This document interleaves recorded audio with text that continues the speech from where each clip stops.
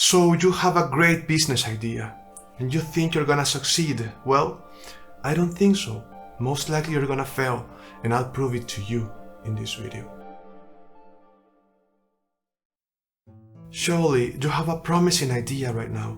You are inspired and maybe have invested a lot of time and money. You have a great future. Yes, you say. It'll be a winning product, a boom in the market. Do you really believe that? Do you think you're gonna be successful? That people will come running to use your product? And that they're gonna love it? What makes you think that? What if no one likes it or is interested in it? What if no one even cares? Do you know what your ideas needs to be successful? Have you analyzed the big companies yet? Fast food, computer companies, or the fashion industry, video games, or social media giant corporations? What do they all have in common?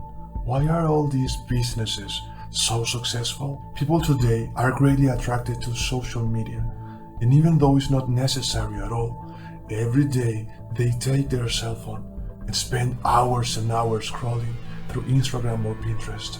Even without needing to do so, they use these apps every day. Even when they are not hungry, they crave fast food hamburgers while having food at home. Yes, you could say, but my product satisfies a need and helps people's work. But your customers don't care about their needs. They go hours and hours without eating because they are too busy playing video games. They sacrifice their sleep while watching YouTube videos. They don't work on their goals because they rather surf the net, wasting time. So, what is it that actually moves them? What is more important than their own needs? They don't play for 3 minutes. They spend hours and hours. They don't use their cell phones for a little while. They waste whole Saturdays and Sundays in front of a screen. So, what is it that makes these people have that urgent desire to check their cell phones? That addiction to video games? Or that longing to go and buy new clothes? Even if they have what they need at home? Look, gurus tell you, focus on problems, meet people's need. But if you think a little bit, many powerful and giant corporations don't supply any need, and yet their products are the ones you use the most every day. Why? Because these companies saw it.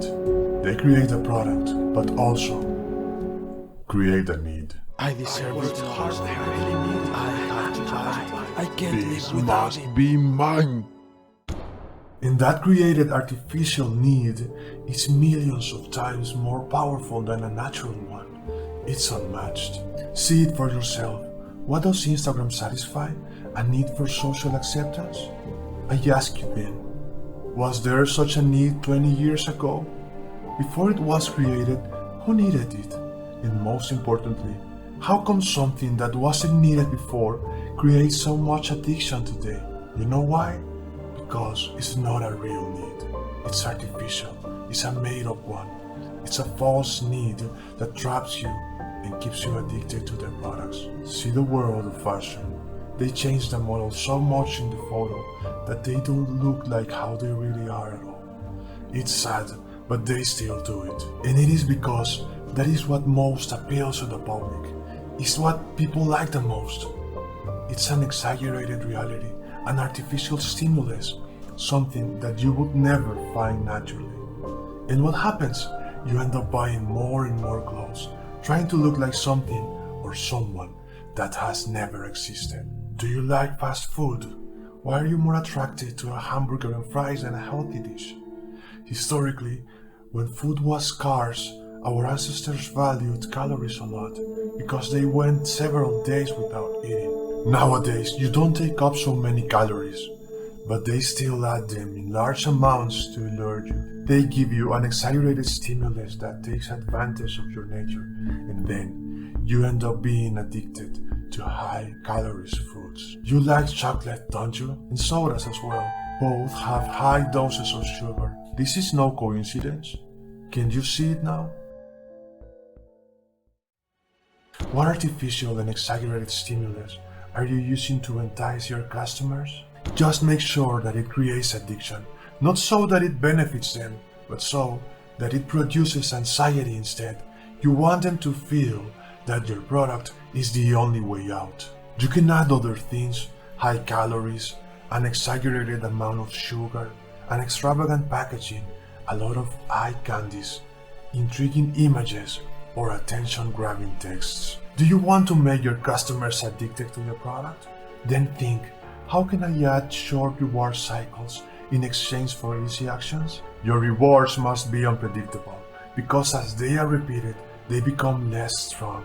See, when people get used to what they have, they look down on it. So give them constant novelty. Look at cell phone companies. Every year they make new products, and every year people buy, even without needing them. So remember, if it's always the same, it's boring. It is the unpredictable cycles that create desire. Your client has a need to control and dominate. If he can't do it with you, he becomes obsessed and a permanent user. So apply cycles where you deprive him from the stimulus for a while and then give it to him in large amounts. Let him suffer and miss you. He'll thank you later. So remember, make your rewards unpredictable. Confuse him and he will become addicted. And it gets even better. You don't have to give him the reward as such. Just make him feel like he's so close to it, he can taste it, just on the verge of getting it, but without ever achieving anything. This is much more powerful than the reward itself. You just have to anticipate how he'll feel once he has got what he's looking for. The next spin on the roulette wheel will be the winner, say all gambling houses. And so customers stay playing and playing in an infinite cycle. Think and repeat this question. How can I make my customers feel like they are going to succeed by using my product? Or maybe this one sheds more light on you. How can I promise my client a powerful artificial reward in exchange for him doing an action? A small, easy action. Did you get it yet? If so, then welcome. Now you know how to keep your clients addicted, eating out of your hands, and how to control them at will. You are finally on the winning side. Congratulations, you are already one of us who use these stimuli to control people at our convenience. We are the winners, we are the giant corporations, and we will always be at the top. You know why? Because they cannot compete with us. They don't stand a chance. The artificial stimuli that you and I provoke are much more powerful than a natural one.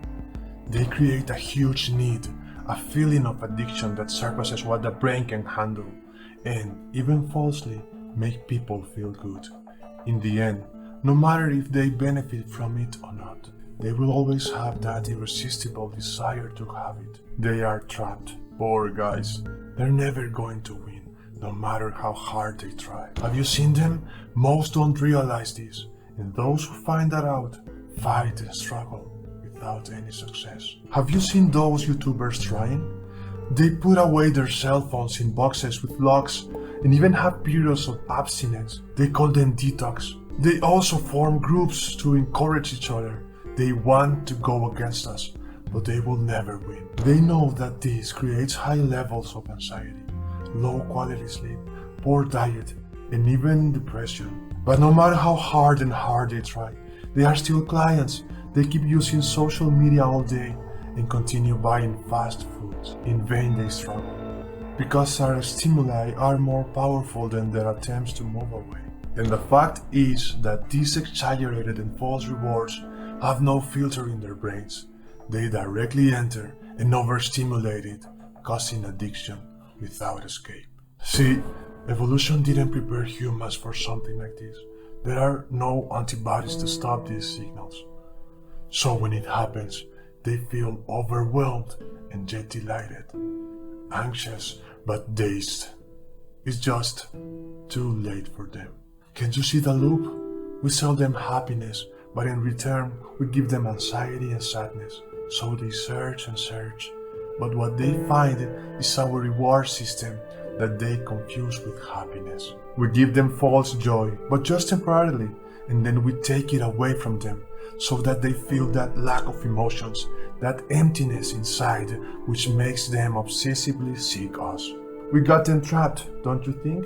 They are in a constant search for pleasure, happiness, and satisfaction, chasing non-existing rewards. And this promise of reward is so strong that they end up consuming things which bring them more sadness than happiness. And even knowing it, they cannot stop themselves. So just lure them with emotional security. Invent a digital fake social life where they are the protagonists. Offer them lots of new gadgets and let them have a false sense of power. And don't worry, this is never going to end. Most don't know about this and should never know. And those who manage to figure it out, as I told you, do so when it's too late. They are designed to search endlessly for the next reward, never satisfied. As a result, your clients will always want to be under your influence. Again, congratulations on your success. See this video? Did you have the need to listen to it all the way through? Did you want to watch it even though you didn't need to? Do you have mixed emotions now? Tell me, what do you think happened?